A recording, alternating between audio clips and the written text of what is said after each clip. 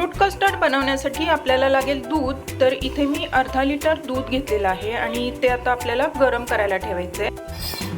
आता हे दूध गरम करायला मी ठेवलेलं आहे आणि यातलं एक वाटीभर दूध मी बाजूला काढलेलं आहे. तर या दुधा व्यतिरिक्तच आपल्याला अजून थोडीशी तयारी करून घ्यावी लागेल. तर त्यासाठी मी इथे काही साहित्य ठेवलेलं आहे. तर आपल्याला लागेल साखर आणि कस्टर्ड पावडर आणि अर्धा लिटर दुधामधलं हे एक वाटीभर दूध मी बाजूला काढून घेतलेलं आहे. तर आपल्याला काय करायचं आहे, ही कस्टर्ड पावडर जी आहे ती नॉर्मल जे नॉर्मल चमचे असतात ते 2 चमचे भरून आपल्याला कस्टर्ड पावडर याच्यामध्ये मिक्स करून घ्यायची आहे. आणि ही कस्टर्ड पावडर तुम्हाला आरामात कोणत्याही स्टोअरमध्ये मिळू शकते. किराणा स्टोअर किंवा बाजारमध्ये तुम्हाला ही कस्टर्ड पावडर अगदी आरामात मिळू शकते.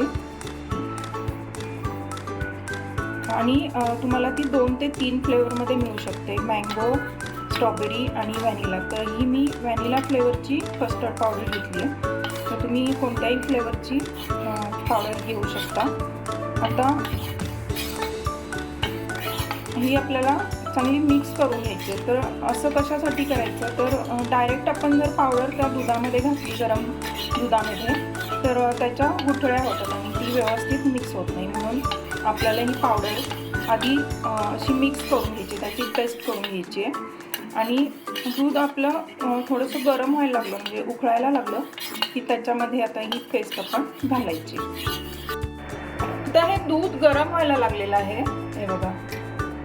तर या स्टेजला आपल्याला ती आपण जी पेस्ट बनवली आहे ती हळूहळू ओतत जायचं आहे आणि एका साईडने ते आपल्याला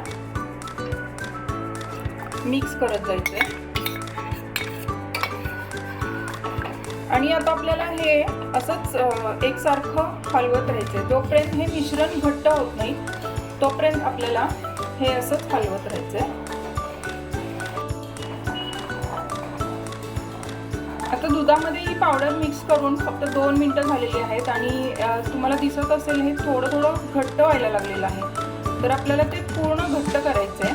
त्याला आपल्याला साधारण 5 ते 6 मिनिटं लागतील. तर हे असंच आपल्याला हलवत राहायचं आहे आणि गॅस फ्लेम आपल्याला मीडियम ठेवायची आहे. खूप कमी नाही आणि फास्ट पण करायचं नाही. मीडियम गॅस फ्लेमवर आपल्याला हे हलवत राहायचं आहे. आता हे मिश्रण पूर्णपणे असं वरती येतं आणि ते उकळायला लागतं. हे बघा, पूर्ण भांड्याच्या वरती आले. आपलं पाऊण भांडंच दूध होतं आणि हे आता मिश्रण पूर्णपणे वरती आलेलं आहे. तर आपल्याला पटकन गॅस ऑफ करायचं आहे. आणि हे बघा, ते मिश्रण असं चमकदार दिसतं आणि थोडंसं घट्ट झाल्यासारखं वाटतंय, पण ते थंड झाल्यानंतर अजूनच घट्ट होणार आहे. तर आता आपल्याला याच्यामध्ये साखर मिक्स करायची आहे. तर साखर तुम्हाला जशी आवडते तशी तुम्ही मिक्स करा. साधारण 6 ते 7 चमचे साखर लागेल. मीडियम गोड हवं असेल तर, आणि जास्ती गोड हवं असेल तर 8 ते 9 चमचे तुम्ही म्हणजे नॉर्मल आपले टीस्पून साखर घाला. तर मी याच्यामध्ये 7 चमचे साखर घातलेली आहे आणि हे मिक्स करायचं. आता हे नॉर्मल थंड झालं की आपल्याला हे फ्रीजमध्ये ठेवून द्यायचं आहे. तर आता हे असंच आपण थंड करायला ठेवूया. आपलं कस्टर्ड थंड झालेलं आहे, मी ते फ्रीजमध्ये ठेवलेलं आहे.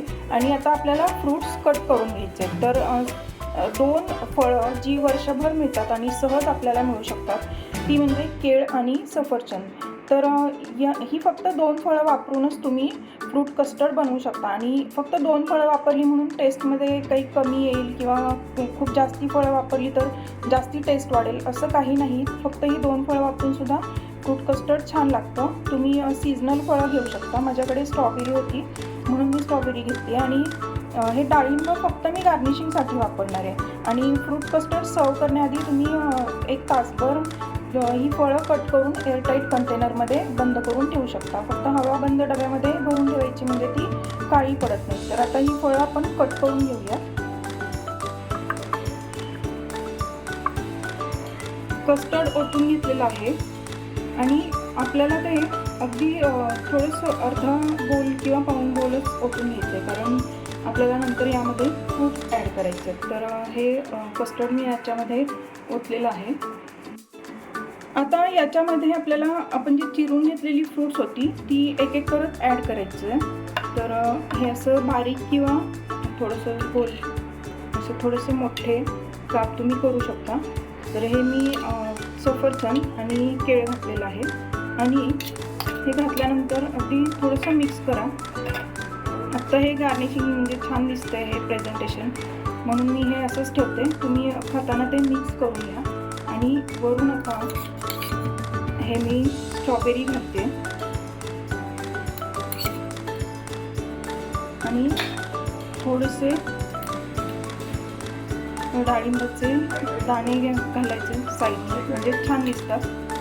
आणि तुमच्याकडे जर डाळिंब किंवा स्ट्रॉबेरी असं काही नसेल आणि तुम्हाला छान प्रेझेंटेशन करायचं आहे, गार्निशिंग करायचं त्याच्यावर, तर तुम्ही याच्यावर टूटी फ्रुटीसुद्धा घालू शकता. तर तेही आपण आता घालून घेऊया आणि हे आपलं फ्रूट कस्टर्ड तयार आहे. टूटी फ्रुटी थोडीशी